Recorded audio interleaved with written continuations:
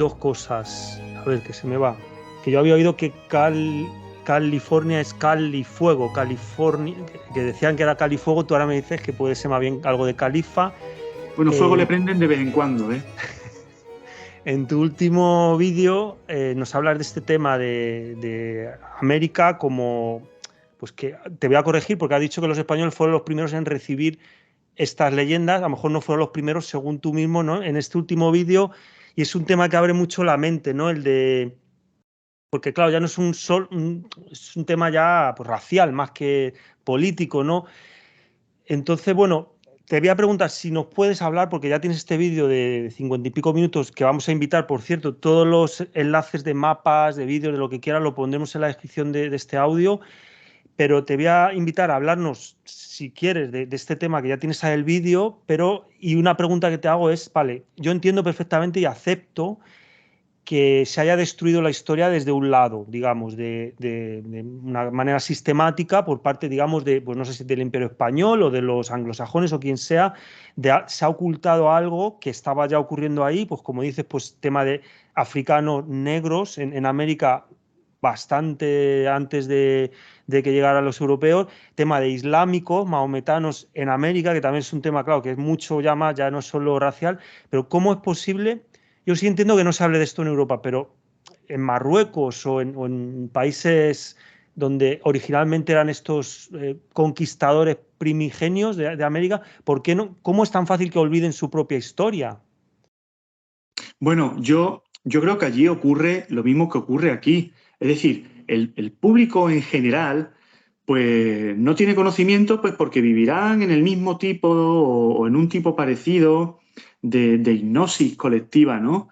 Pero sí que hay académicos, quiero decir, marroquíes, que investigan el tema y tenemos incluso un académico español, es el profesor de la Universidad de Sevilla, Emilio González Ferrín, que sí investiga muy profundamente. Él es islamólogo y sí investiga estos temas de las posibles implicaciones a nivel mundial, ¿no? De lo que pudo haber sido el Islam realmente, ¿no?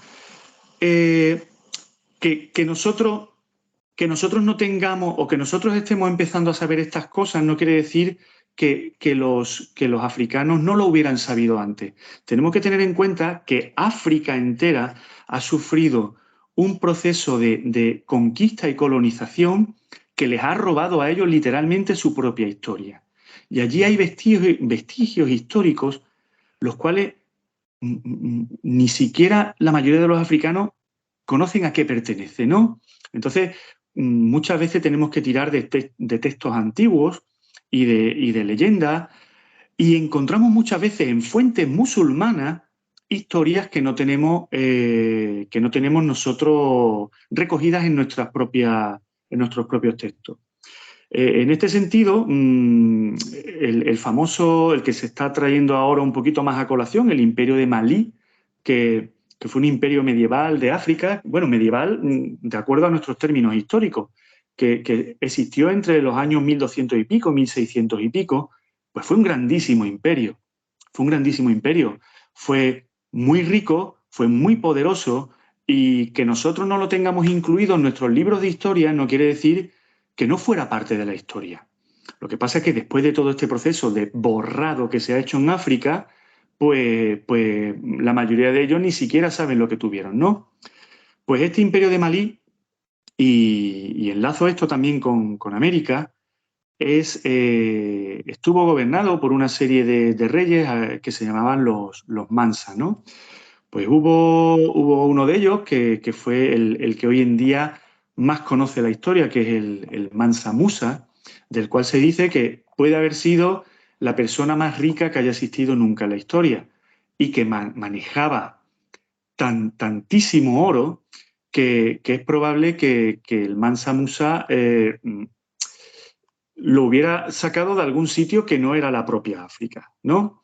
Hay un hecho muy curioso sobre la historia de este hombre, de Mansa Musa, y es que su antecesor, un rey que se llamaba Abu Bakari, era un hombre que tenía grandes aspiraciones viajeras. Y Abubakari preparó un viaje hacia el oeste, hacia el otro lado del Atlántico, ¿no? Y en ese viaje, pues, había preparado, pues, 200 naves para personas y 200 naves para víveres, para avituallarse, ¿eh? Es curioso que tú prepares un viaje con 400 naves para irte a un sitio que no sabes a dónde te estás aventurando. Yo supongo que sabía perfectamente a dónde iba. Bueno, en este primer viaje, Abubakari no iba. Bueno, antes de continuar, quiero decir que todo esto, como dije antes, lo sabemos por fuentes musulmanas. En concreto lo sabemos por un historiador sirio que se llamaba Al-Umari, el cual recogió esta historia de boca del propio Musa, del propio Mansa Musa, que fue el sucesor del viajero, de Abubakari. Bueno, pues en la historia que recogió Al-Umari que le contó Musa, pues resulta que este hombre, su antecesor, Abubakari, había preparado este viaje con 200 naves para personas, 200 para víveres, etcétera, y con mucho oro. Iba mucho oro en aquel viaje.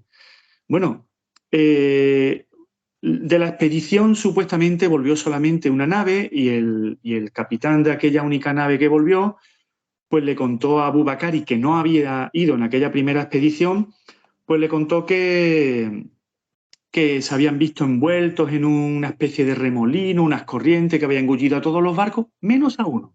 Qué curioso.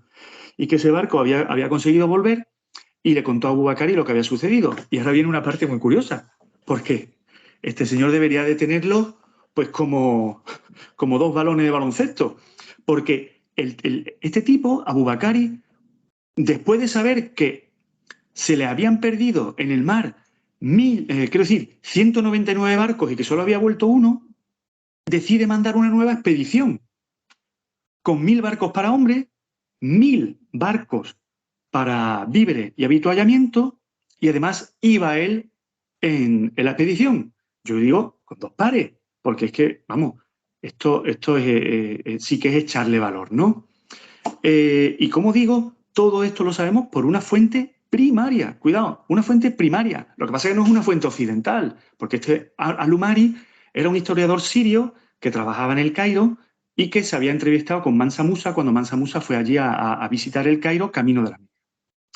Bueno, pues ahí va el tío con sus 1000 naves para hombres y sus 1000 naves para víveres y demás, y cruza el Atlántico.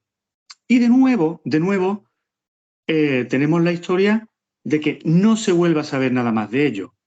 Abubakari había dejado a Musa como regente mientras él estuviera de viaje. Bueno, pues Musa siguió como regente y luego como rey, porque ya a Abubakari supuestamente se le había dado desaparecido con sus 2000 naves. Y esto se lo cuenta Musa a este hombre, a Al-Umari. Pero yo pienso que en esta fuente árabe o en las palabras de Musa hay una especie como de ocultamiento de la verdad, porque ocurre algo muy curioso. Fue precisamente a partir de la expedición de Abubakari que el imperio de Malí se hizo muchísimo más rico y abundaba el oro. De hecho, cuando Musa visitó el Cairo, se dice que repartió oro por las calles. Esto lo dicen diferentes fuentes islámicas.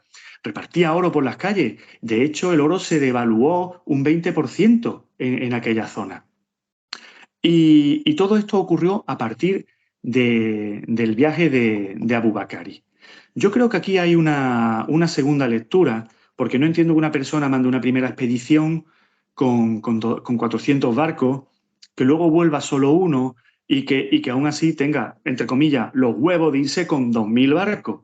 Yo creo que la primera expedición fue una expedición de exploración para establecer algún tipo de base, algún tipo de puente, algún tipo de cabecera allí o algún tipo de colonia allí a donde iban, y que luego, una vez que este barco, que yo entiendo, interpreto que este es el barco correo que trae noticias, sí, señores, nos hemos establecido, hemos creado una colonia, pues ahora mandamos 2000 barcos y voy yo, el rey, voy yo y establezco allí una colonia ya más extensa, más productiva. Y yo saco esta conclusión no solamente porque a partir de aquel viaje el imperio de Malí fue mucho más rico, sino que a partir de aquella misma época se produce tanto en el Caribe como en México un florecimiento cultural y tecnológico que tiene unas características muy curiosas. Empieza a abundar mucho más el oro, porque parece ser que estos señores de África sí sabían mejor que los americanos extraer el oro, y además de eso empiezan a aparecer por toda esta zona una serie de figuras de terracota muy curiosas que son de formato negroide. Y no solamente eso, sino que se empieza a adorar en la zona de México una versión de Quetzalcóatl negro. Y no solamente eso, sino que se encuentran en la zona muchísimos esqueletos de aspecto negroide. Sabemos que la fisonomía de nuestros óseos, de nuestros huesos, quiero decir, es diferente según las razas. Y un cráneo de persona de raza negra es diferente a un cráneo de raza blanca o de raza asiática. Pues esta característica también se produce a partir de aquella época. Y es muy curioso que se produzca este florecimiento cultural en aquella zona a la que llevan las corrientes y los vientos alisios si te dejas llevar de forma natural desde la zona de Malí, y que a partir de aquella época el imperio de Malí comienza a ser más rico y más influyente en la zona. Y no me extraña nada que Mansa Musa le contase a Alumari una versión, digamos, diferente para proteger aquella ruta que ellos habían descubierto y aquellas riquezas que estaban empezando a manejar en gran abundancia, o que Alumari fuera también cómplice de Musa. Y no me extraña nada porque es algo que no fueron los primeros que hicieron. Según los relatos históricos, el propio Aristóteles había hablado de que los cartagineses habían descubierto una ruta más allá de las columnas de Hércules, pero que no querían contar cómo se seguía aquella ruta y cómo se llegaba a aquellas islas que ellos habían descubierto. Bueno, islas que tenían ríos navegables y demás, por lo tanto no eran ni las Canarias ni las Azores, eran seguramente las Antillas, las islas del Caribe o Centroamérica. Y los cartagineses no querían que esto se supiera precisamente porque no querían que nadie les arrebatase esas rutas que les estaban haciendo tan ricos. Y bueno, aparte de los cartagineses, otra cosa que querían proteger era un posible enclave donde poder huir y poder establecerse en caso de sufrir alguna catástrofe o tanto natural como alguna derrota militar. Y es curioso cómo a partir de la derrota militar por Roma, los cartagineses desaparecen. La flota cartaginesa desaparece. Y bueno, esto que hemos estado contando antes, que son leyendas, claro, son leyendas cuando llegan los españoles y se las cuentan. Pero quién sabe, y seguramente lo sabremos algún día si seguimos investigando, si todo eso no son leyendas, sino que es verdadera historia de los pueblos que estuvieron viajando allí a América mucho antes de que a los europeos se les ocurriera decir que habían descubierto aquello. Pues muy interesante. En el vídeo este último que tienes publicado de África, ¿cómo es? La conquista de América por África. Cuando África conquistó América. Pues dar más datos. Yo sé que esto, si no lo has oído nunca, pues choca. Y también el tema de que hubiera indios ya cuando llegaron los españoles luchando contra guerreros negros o mahometanos o tal, esto choca mucho, pero bueno, ahí da muchos datos.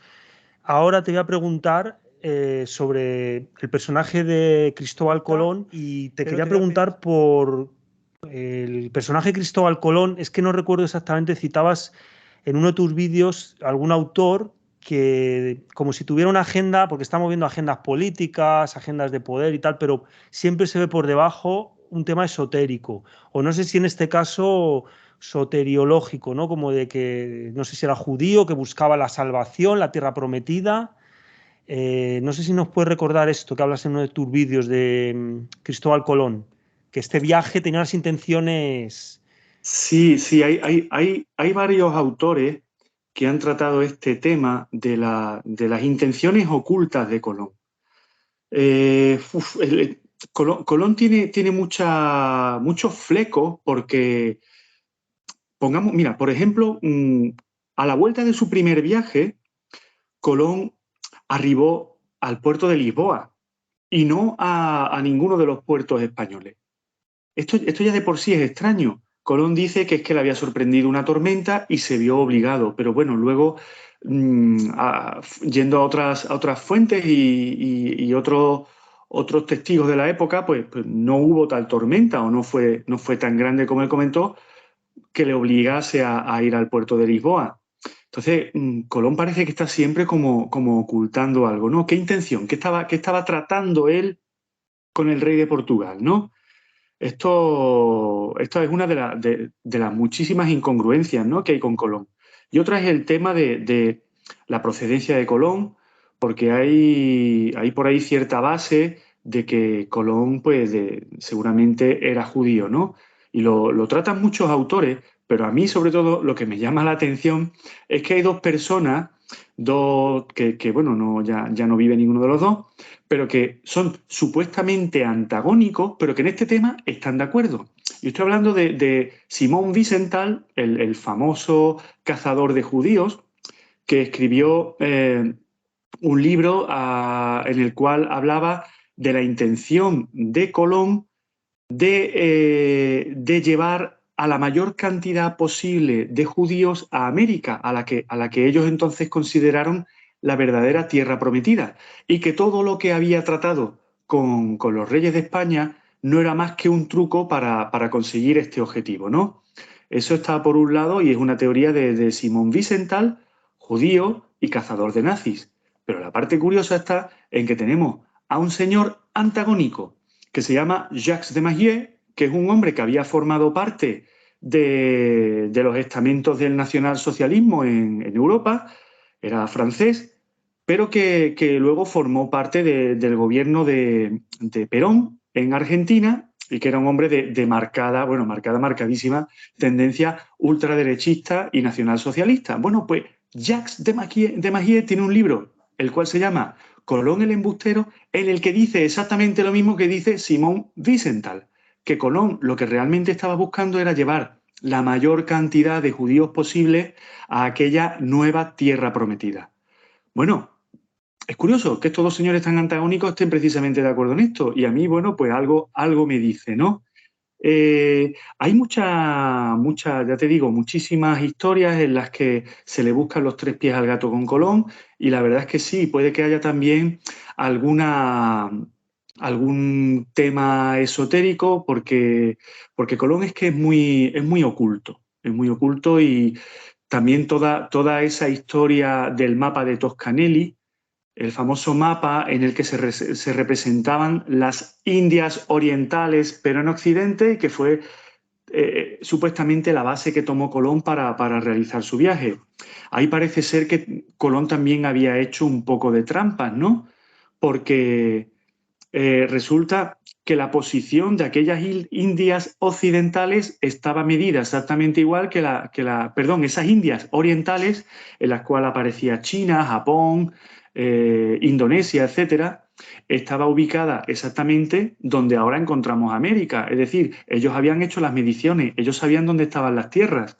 Lo que pasa es que no habían dicho que era ese otro continente, sino que le habían dicho a los reyes de España que era el continente asiático, con lo cual parecía una idea mucho más factible. No es lo mismo decirle a los reyes, vamos a ir a la aventura y no sabemos a dónde vamos, que decirle, vamos a Asia y sabemos que vamos por allí, ¿no? Y ahí también hizo Colón un poquito de trampa, ¿no? Así que sí, estás en lo cierto, es un personaje oscuro. Yo no sé hasta qué punto es esotérico, no lo sé, pero que era oscuro y que tenía intenciones ocultas, yo creo que hoy en día eso está más que claro. Y este Colón que aparece tan, tan idealizado en los libros de historia, señalando al nuevo mundo y que lo vemos como un héroe, a lo mejor no fue tan un héroe, sino que era un hombre que tenía su propia agenda, ¿no? Es muy curioso que creo que fue a partir del tercer viaje, le escribió una carta a la reina de Castilla diciéndole todo lo que se podía sacar de las Américas, ¿no? Bueno, de las Indias le llamaba él, y le estaba hablando precisamente de dos productos, porque en aquella época se consideraban productos. Un producto eran las personas, y estaba hablando de esclavos para llevarlos a Europa, y estaba hablando también de el Brasil, que no se estaba refiriendo al país de Brasil, sino a la madera de Brasil, que en aquella época era una madera de gran valor y según él se encontraba en gran cantidad en aquellas tierras. Es curioso que cuando le habla a la reina de lo que se puede sacar de allí, le habla de personas, le habla de madera, pero no le habla del oro. Bueno, quizás se lo estaba reservando. Esa es un poquito la visión que yo tengo de Colón, del cual estoy seguro que era un personaje oscuro y con segundas y quizás terceras intenciones. Vale, no sabemos cómo de esotérico era, pero me gustaría incidir porque explicas con el tema del ocultismo y bueno, toda esta manipulación de la historia que hay, tú sí que dices que el tema de la historia es algo subsidiario, que lo importante a la hora de todo esto es cómo nos moldean la mente, ¿no? Y también hablas, bueno, de una tradición que parece que se ha ido ocultando. Ya hablamos y nos sale siempre esta época del llamado Renacimiento como un punto clave, ¿no? En esta época, bueno, hay muchos libros de magia, grimorios. Me gustaría preguntarte al respecto porque yo creo que ahí no es una cosa, digamos, que estuviera oculta, que era directamente se estaba hablando de ciertos temas, técnicas, que quizá ahora es cuando sí ya está más oculto, ¿no? Pero no sé, ¿qué nos puedes contar de este tema, de estos libros que son fuentes, yo no sé si primarias o directamente hay autores explicando cierta, no sé si es esta tradición de la que a veces hablas, entiendo? Sí, sí, sí. A ver, yo creo con los grimorios, es decir, con todas estas recopilaciones de técnicas mágicas y esotéricas, hay parte de verdad y parte de mito. A ver, los grimorios existen. Lo que yo creo es que no se hace una interpretación correcta de lo que podrían haber sido los grimorios. Yo he llegado a la conclusión de que aquí no hay tanto conocimiento oculto, pero que sí que hay mucha maldad. Y también he llegado a la conclusión que he explicado en otras ocasiones de que no hay entidades demoníacas, sino personas perversas utilizando la capacidad creativa del hombre con intenciones maléficas. Y por intenciones maléficas me refiero, por supuesto, a ir en contra de la libertad de las personas, de la verdad y de la justicia. Entre las muchas cosas que ellos quieren que creamos, está que ellos poseen una serie de manuales, que son los grimorios, ¿no? Con los cuales se puede aprender a invocar entidades para conseguir que trabajen para ellos, ¿no? Y estos empezaron a aparecer especialmente a partir de la Baja Edad Media y el Renacimiento. Tenemos un clásico entre todos estos grimorios, que es el que se llama La clave de Salomón. Y no tenemos ningún original de esta obra, al menos públicamente, pero sí que tenemos otras obras que se han ido publicando, perdón, con versiones y con resúmenes de esta clave de Salomón.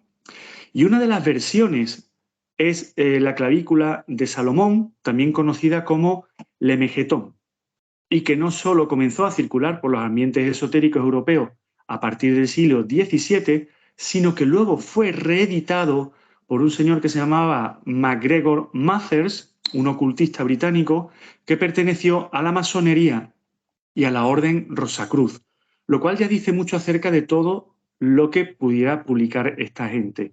Entonces estamos viendo que gente perteneciente a la masonería y a la Orden Rosacruz están publicando, es decir, están haciendo públicos y están haciendo asequible al público general unos libros que supuestamente eran secretos o que comunican un tipo de contenido que no es asequible a todo el mundo. ¿Cuáles pueden ser las intenciones? Bueno, este señor Mathers fue uno de los fundadores de la famosa Golden Dawn y ya sabemos de qué modo las brillantes ideas de los miembros de estas órdenes han contribuido a forjar toda esta locura psicópata de realidad en la que vive el hombre moderno. Por cierto, este Mathers no pudo terminar su versión del Lemegeton. ¿Y quién la terminó por él? Pues sorpresa, sorpresa, fue ni más ni menos que el mismísimo Aleister Crowley. Sobran las palabras, y yo creo que nos entendemos. Bueno, pues volvamos a la supuesta obra original de la cual salen estas. Volvemos a la clave de Salomón, y yo estoy seguro de que mucha gente se ha visto fascinada por el hecho de que tengamos a mano, de que se haya hecho pública una obra, además de muchas otras, de muchos otros grimorios, con las que nosotros podemos aprender a invocar seres de otros mundos, de otras dimensiones, de otros planos. Pero cuando yo me fijo en el libro con más profundidad, y no me refiero solo a leerlo, sino a intentar descifrarlo, pues puede llegar incluso a un grado de frustración que echa totalmente para atrás. Y esto es lo que me pasó a mí cuando lo intenté descifrar por primera vez, porque seguramente lo hice desde la perspectiva equivocada. Yo no entendía, por ejemplo, por qué en los grimorios había que realizar todos esos procesos tan complejos, igual que los alquímicos, igual que los que aparecen en los libros de alquimia. Procesos en los que tienes que encontrar materiales concretos, mezclarlos de forma concreta, tienes que decir unas palabras correctas en un momento concreto y desde luego es realmente casi imposible, con lo cual yo llegaba a un estado de frustración con este libro, ¿no? Con estos libros. Pero, y además no me veía preparado para enfrentarme a lo que según los libros te podías encontrar si invocabas a cierto tipo de entidades. Porque estos libros lo que hacen es poner una barrera, un freno, y decirte, es que si no estás realmente preparado, es que si no tienes este conocimiento, si no has leído tal o a cual, o si no tienes esta preparación, cuando tú te encuentres con esta entidad, pues corres el peligro de... Bueno, eso literalmente te echa para atrás, te acojona. Y yo sobre todo me hacía una pregunta fundamental acerca de estos rituales, que era la siguiente. Si según estas obras, Salomón, porque la clave Salomonis está escrita supuestamente en palabras de Salomón, si Salomón había conseguido con sus rituales, sus materiales específicos, encerrar a 72 demonios, cada uno en su vasija, y luego ponerle un sello a cada uno de ellos, exactamente el sello de cada uno de los demonios para retenerlo ahí. Esto es muy curioso porque tiene una conexión directamente con el tema de las lámparas maravillosas de Oriente. Bueno, pues si supuestamente Salomón había conseguido encerrar a 72 demonios, ¿cómo iba a poder yo invocarlos si ya estaban encerrados? Sí, si los demonios son entidades y ya Salomón los encerró, están encerrados, yo no los puedo invocar. Esto parece una tontería, pero puede ser una de las respuestas a la existencia de las entidades, porque una entidad atrapada no puede manifestarse a menos que la liberes. Digo, siguiendo la teoría de los grimorios, Y no creo que un simple aficionado como yo tenga el poder de liberar algo que el propio Salomón ya había encerrado. Entonces, un poco para curar mi ego de aquella especie de derrota que sufrí con los grimorios, pensé que aquellas no eran entidades, sino que eran energías. Y que toda aquella obra iba sobre el dominio de las fuerzas de la naturaleza. Y voy a seguir contando un poco la historia de cómo yo llegué a mi interpretación personal en este sentido. Porque luego pasaron los años y por razones de trabajo yo tuve que adquirir algunos conocimientos sobre electrónica, muy básica, pero la suficiente, y sobre cómo se transmiten las ondas de radio. Y voy a explicar por qué viene al caso. Y en aquella época también descubrí a una de las figuras que más ha influido en mi forma de entender el universo y al hombre, que es un hombre australiano-italiano que se llama Santos Bonacci, un genio realmente, y lo considero un genio porque ha creado una verdadera teoría y una cosmología llamada astroteología que explica muchísimas cosas.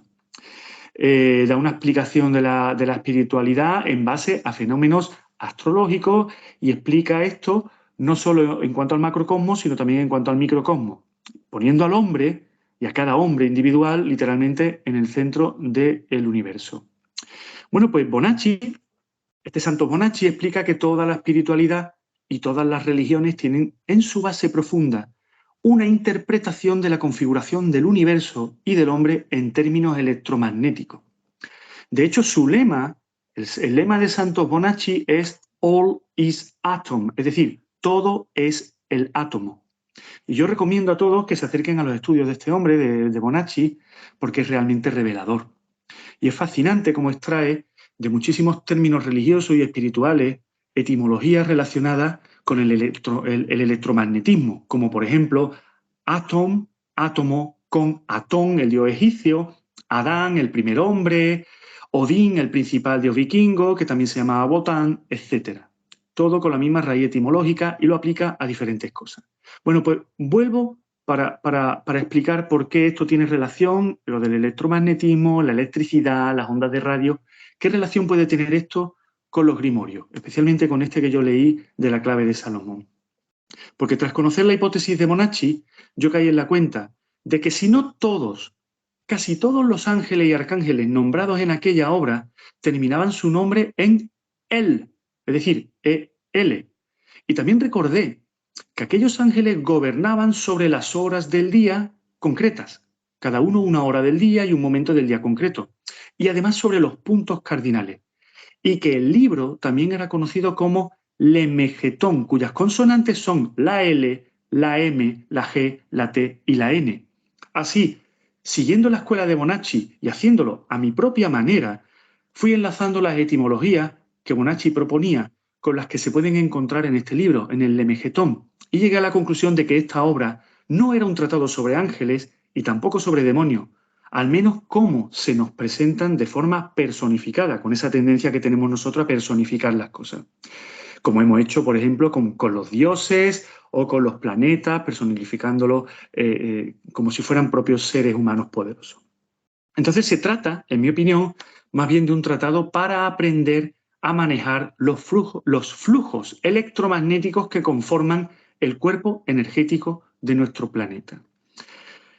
Esto es igual de paranormal e igual de esotérico que si estuviéramos hablando de demonios. Lo único que no les estamos dando esa forma terrorífica, y tampoco estamos hablando de ángeles, pero estamos hablando de aprender a utilizar las fuerzas y energías de nuestro planeta. Por eso se hace tanto hincapié en esta obra y en los grimorios, en esas posiciones de todas estas supuestas entidades y en sus jerarquías, porque se está hablando realmente de nodos o de puntos energéticos de nuestro planeta. Se está hablando de nodos principales y de nodos secundarios, como las líneas ley que ya conocemos, ¿no? Que son los nadis de nuestro planeta. Por eso también la Kabbalah habla de las emanaciones y establece una serie de líneas entre las séfiras que indican los 32 caminos por los que fluyen las energías cósmicas hasta llegar aquí a la Tierra. Por eso yo veo que el verdadero conocimiento oculto en estos libros es el que tiene que ver con el poder que tenemos nosotros, para utilizar las energías de la Tierra. Y ahí hay aún más, en apoyo de esta hipótesis que yo planteo.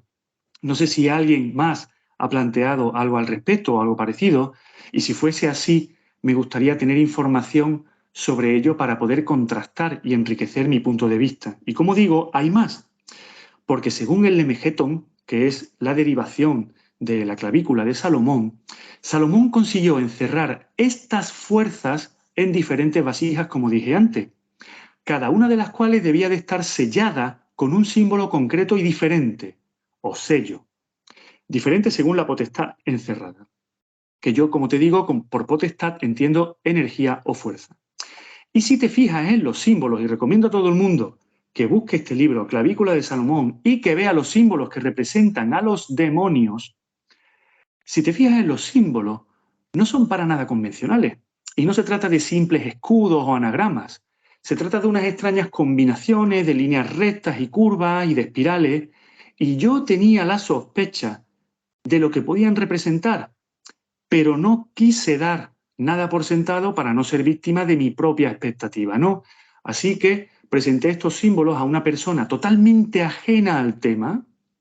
Además, se los presenté de forma aislada a una persona ajena al tema, una persona experta en la materia, de la electrónica y le pregunté lo que, en su experta opinión, podían representar estos símbolos. Y la respuesta que este experto, amigo mío, me dio fue que aquellos símbolos claramente representaban distintos tipos de circuitos electrónicos básicos y que si no se trataba de eso, no sabía qué otra cosa podían ser.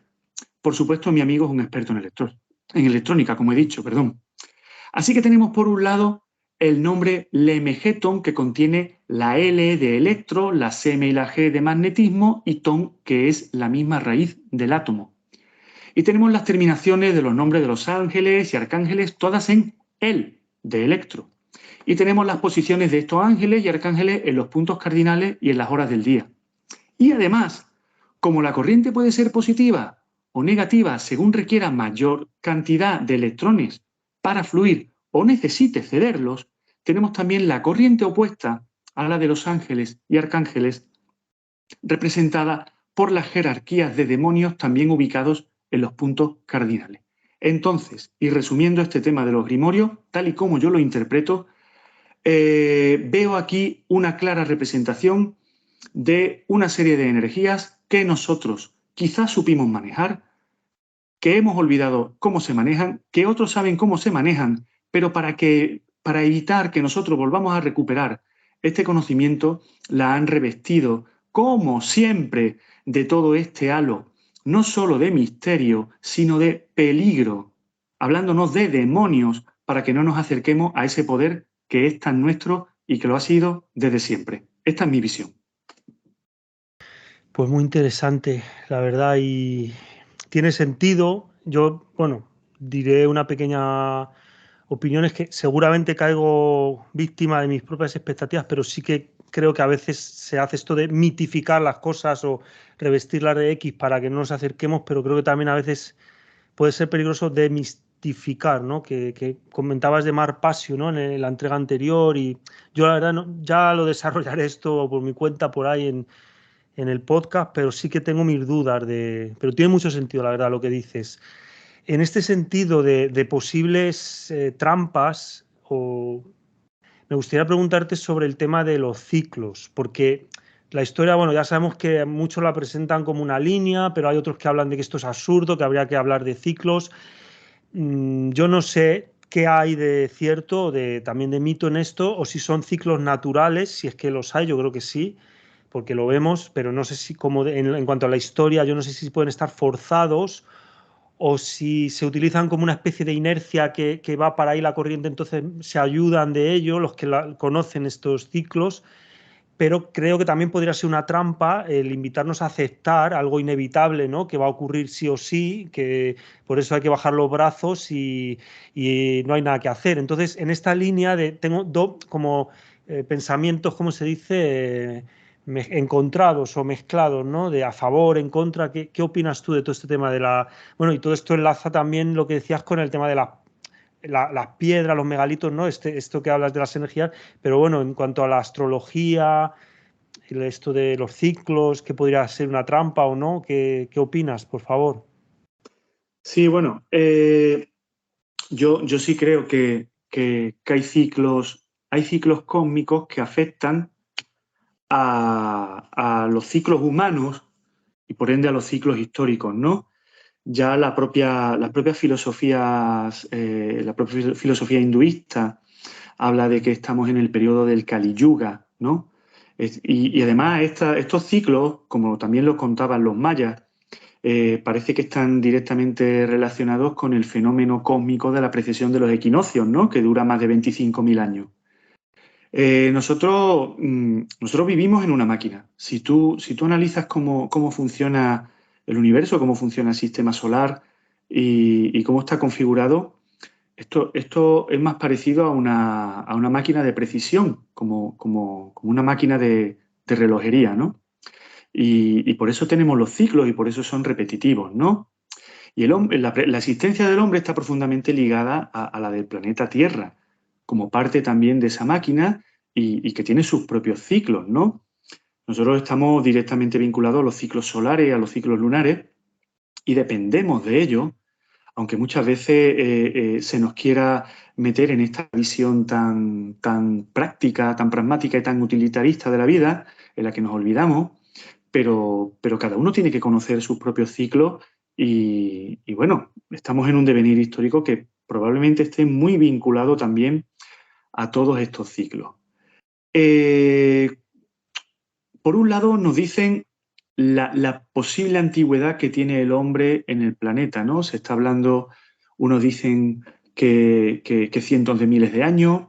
Me refiero como ser humano ya completamente configurado como lo conocemos ahora, como Homo sapiens sapiens, ¿no? Unos hablan de cientos de miles de años, otros hablan de millones de años y otros dicen que esto ha sido casi eterno, ¿no? Sea como fuere, los ciclos nos tienen que haber afectado de alguna forma. Y el propio planeta como es probablemente un ser también vivo, es una entidad.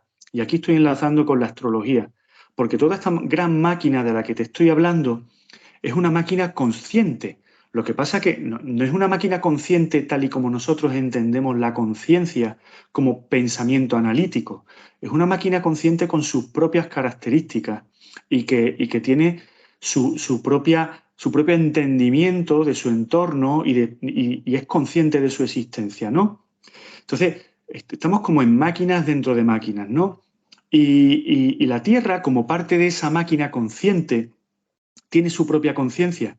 Y seguramente, lo mismo que nosotros tenemos unos ciclos con el día, la noche y nuestros ciclos ligados a la Tierra, con las estaciones, pues probablemente la Tierra, este planeta, Gaia, en su devenir por este sistema solar y en el devenir del sistema solar por el universo, pues tendrá sus propios ciclos, ¿no? Y habrá momentos en los que actúe de una forma y momentos en los que actúe de otra. Eh, Esto puede que afecte a la historia, sobre todo cuando hablamos de los cataclismos que según los estudios geológicos parece que se producen de forma cíclica. Y los ciclos cataclísmicos afectan profundamente a la historia. Antes hablé de Graham Hancock. Hancock está investigando muchísimo, junto con otras personas como Frank Joseph o David H. Childress, están investigando la influencia de los ciclos catastróficos en el devenir histórico. Entonces, podríamos entender que de vez en cuando se produce un reset natural y quizá deberíamos aceptarlo.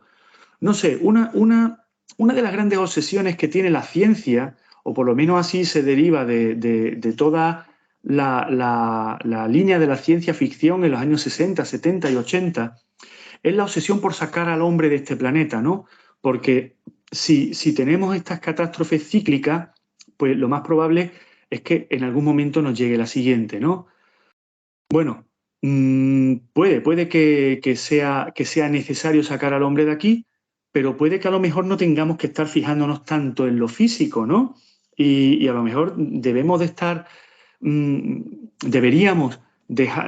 de obsesionarnos tanto por lo que pueda ocurrir en este terreno, porque como ya dije en la primera parte de estas charlas, nosotros no solo somos seres físicos, somos seres espirituales y nuestra vida aquí en este planeta no es la única que tenemos, es parte de nuestra vida.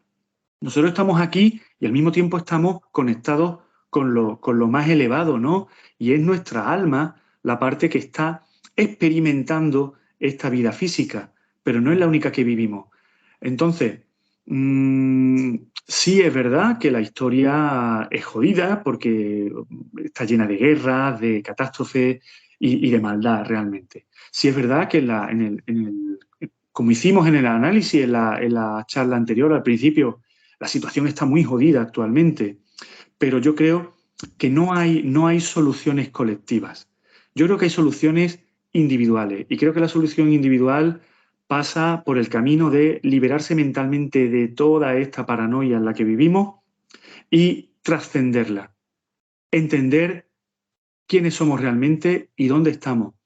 Y eso no quiere decir que dejemos de actuar, no, porque cuando el hecho de que yo ahora mismo esté hablando contigo, el hecho de que publique mis vídeos, el hecho de que escriba en un blog y el hecho de que hable con la gente, no es algo gratuito, no es algo que hago porque simplemente me apetece. es porque de mi interior, como persona que estoy convencido de que ha alcanzado ciertas verdades, me siento en la misión de compartir parte de mi camino para que otras personas comiencen a abrir también su camino hacia esas verdades y encuentren también su camino hacia su propia liberación individual.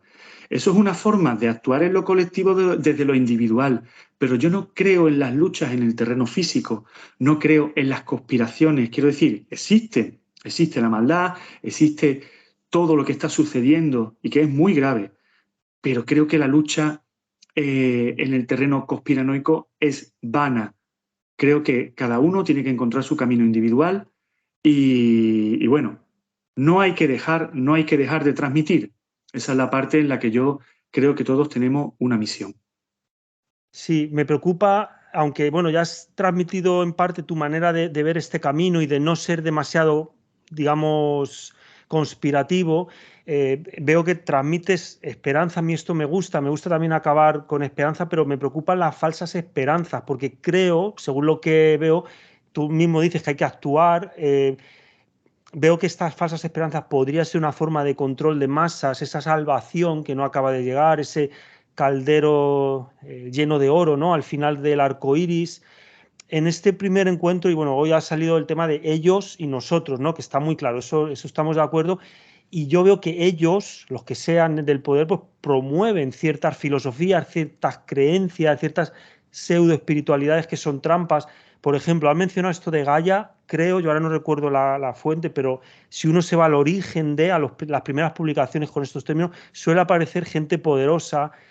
La primera entrevista mencionaste a esta Blavatsky. Bueno, claro, hay gente, ya has hablado del comentario de este hombre, que en cuanto a mencionar ciertas figuras, pues le saltan todas las alarmas porque parece ser que efectivamente nos son ofrecidas, ¿no? Ciertas creencias del poder como caminos de salvación que quizá son puertas giratorias que nos podrían estar devolviendo al redil.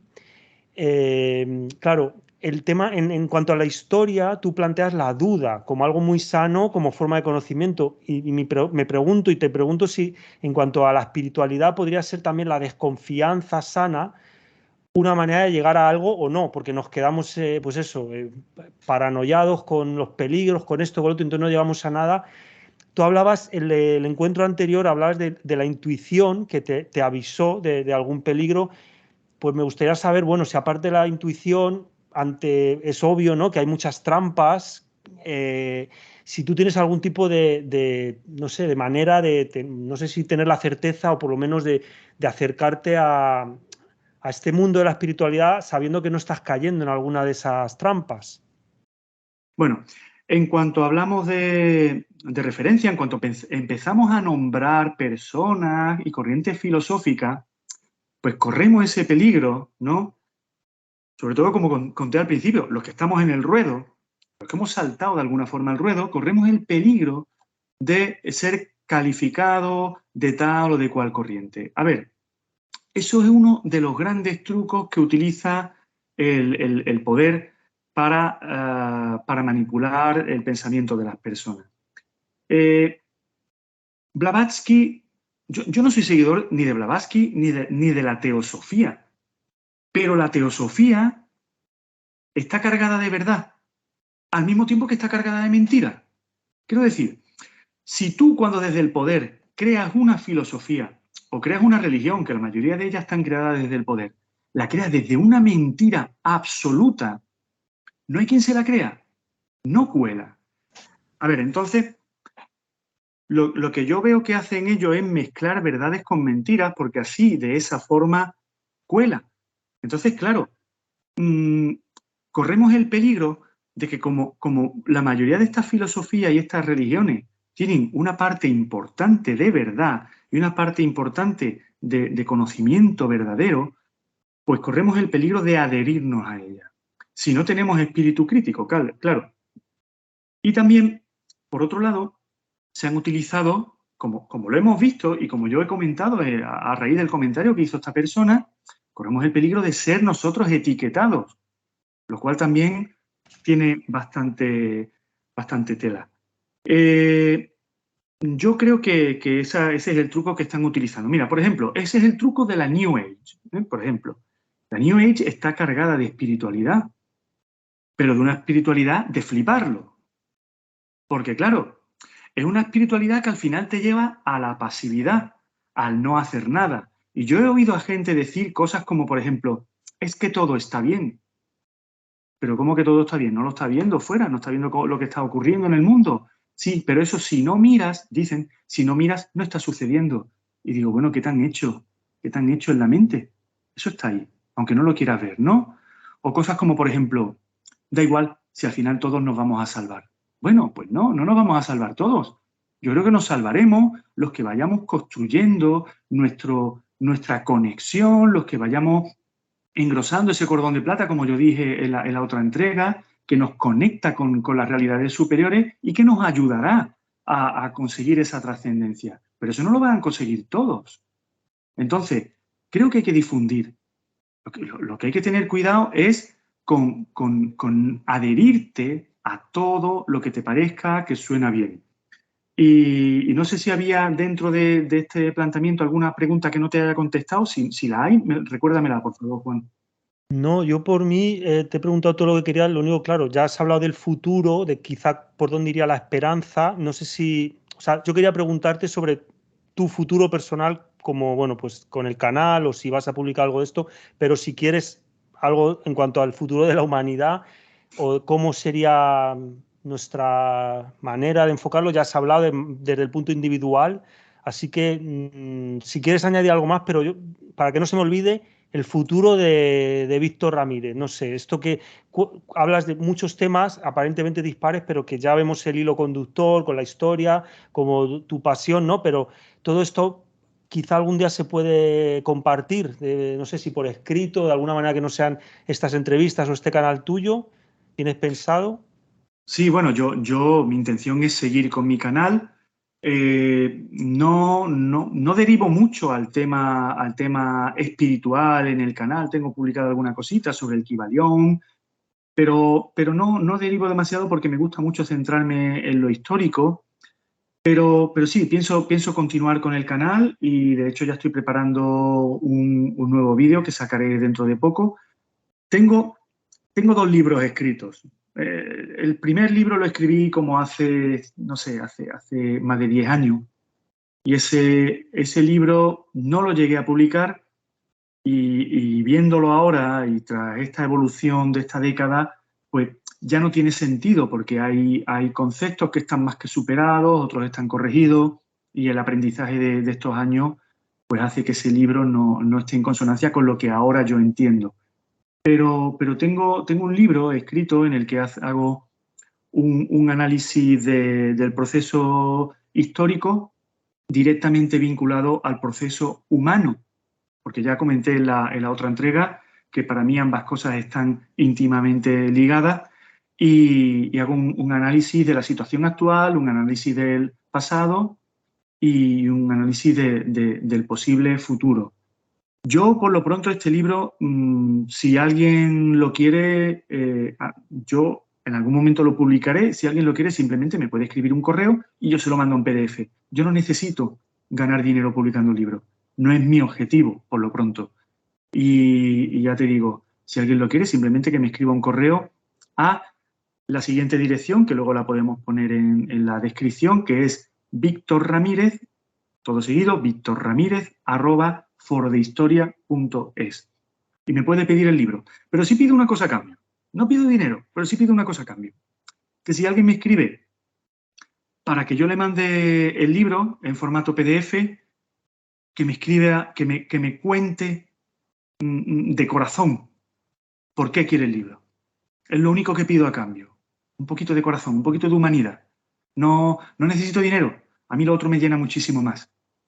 Gracias a Dios tengo un trabajo que me satisface y me da mi buena remuneración económica y en ese sentido, por lo pronto, no necesito una ampliación. Vale, en cuanto al futuro, un poquito en cuanto a mi futuro, no sé, seguir con lo que estoy haciendo y espero seguir creciendo y algún día llegar a la verdad absoluta, que no la tengo, pero quiero acercarme un poquito más a ella cada día, ¿no? Ese espero que sea el futuro. Y en cuanto al futuro de la humanidad, yo el futuro de la humanidad lo veo... A ver, yo tengo la impresión, y aquí voy a ser muy, muy, muy, muy espiritual, yo tengo la impresión de que se ha abierto una brecha. Se ha abierto una profunda brecha en términos espirituales y ahora mismo hay dos humanidades. Hay una humanidad, y no estoy hablando de los psicópatas los dejo aparte, porque ellos para mí no forman parte de la humanidad. Pero entre los que sí que somos seres humanos, creo que hay dos humanidades. Una que está en el camino y otra que se ha perdido. Y la humanidad que se ha perdido en términos espirituales quizá pueda engancharse. Quiero decir, de forma individual, cada persona, pero la pena es que la brecha es cada vez más grande. Estos psicópatas están consiguiendo con su Matrix artificial y ahora vienen con todo este tema del transhumanismo y la inteligencia artificial y están consiguiendo que la brecha sea cada vez más grande. Están separando cada vez más a las personas de su espíritu. Las personas no van a dejar de tener su vida espiritual, pero cada vez son menos conscientes de ella. Y la brecha se está abriendo. Y creo que el futuro de la humanidad, si nos vamos a términos espirituales, pasa porque muchas personas van a conseguir trascender. No relaciono esto yo, como hacen muchas personas, con un cambio de paradigma o con que el planeta va a evolucionar con nosotros. Yo no lo veo por ahí. Yo simplemente pienso que en este devenir que tenemos cósmico de ir y venir una y otra vez, quizás a algunos les toque ir o volver a un plano de la Tierra en el que las cosas sean de una forma y a otros les toque volver a otro plano en el que las cosas sigan siendo como son o peor que son. Estoy diciendo que es una visión muy espiritual, pero es que yo no puedo dejar de ser espiritual y no asocio el futuro tanto a lo que está sucediendo aquí, sino al devenir histórico, al devenir espiritual de cada alma individual. Pues muy bien, yo por mi parte, bueno, estoy de acuerdo en que es muy difícil ponerse, como dices tú, a saltar al ruedo, ¿no? Y que siempre, igual que hemos estado hablando nosotros, yo siempre invito a que nos escriban al submarino, quien quiera opinar, que nos manden audios, o sea, que yo eso que vaya, no lo quería olvidar, ¿no? Que me ha encantado hablar contigo, pero que cualquiera, yo estaría dispuesto, lo único que es complicado encontrar gente que esté dispuesta a expresar su opinión por lo que dices, que creo que es difícil, ¿no? Que no te caigan cornadas estando en el ruedo, pero bueno, yo por mí estoy encantado con estos dos encuentros que hemos tenido, estas dos charlas. Si quieres añadir algo más antes de terminar.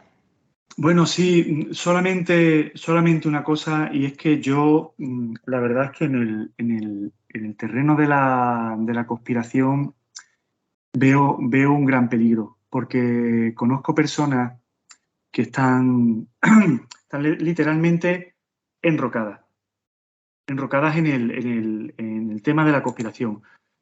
No dejo de reconocer que el mundo, cuando lo analizas a fondo, te das cuenta de que se está viviendo una situación de control, de pérdida de libertades, de control psicológico. Es una verdadera irrealidad psicopática, pero creo que hay muchas personas que están perdidas en los detalles, ¿no? Es como si tuviéramos un árbol podrido desde la raíz, ¿no?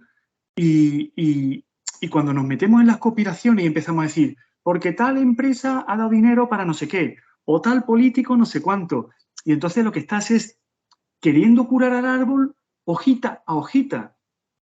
Y un árbol que está podrido desde su raíz no se cura desde las hojas, se cura desde la raíz. Y la raíz del árbol es la que recibe la savia de la tierra, es decir, la que está conectada a la fuente. Por eso yo lo veo de forma espiritual. y veo que la solución está ahí, en lo espiritual.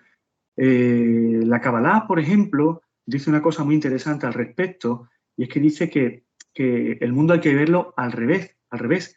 Y cuando aparece ese árbol representado en los símbolos cabalísticos, no me refiero al de las séfiras, sino ese árbol con ramas y raíz, que le tienes que dar la vuelta. Y cuando le das la vuelta al árbol, te das cuenta de que la raíz es la conexión con la fuente y las ramas son la manifestación, las ramas y las hojas son la manifestación en la tierra de lo que se recrea en el aspecto espiritual. Yo lo veo de esa forma. Creo que las personas que siguen insistiendo en buscarle tres pies al gato en el tema de las conspiraciones, en investigar, yo creo que están perdiendo el tiempo porque están intentando curar el árbol con las hojitas, curando hojita a hojita. Y el árbol hay que curarlo por la raíz. Y la raíz, la conexión con la raíz, la tiene cada uno de nosotros en su conexión espiritual. Pues me parece un bonito colofón, Víctor. ¿Seguimos Gracias. hablando? Sí, por supuesto. Pues te mando un abrazo y muchas gracias por Yo a ti, estos 2 muchísimas ratos gracias. que hemos Muchísimas gracias aprovechado. por estas dos oportunidades y nada, simplemente recordarle a tus escuchantes, como tú les llamas, que estamos ahí, estamos en Foro de Historia, un canal que está abierto a todos. Lo pueden encontrar en YouTube /Foro de Historia, tú ya lo pusiste en la descripción, y que estoy abierto a todos y a que vean mis vídeos, que se suscriban, que comenten y bueno, y que me escriban correos si quieren. Seguimos en contacto. Vale, pondremos los enlaces. Gracias, Víctor. A ti, hasta pronto. Adiós.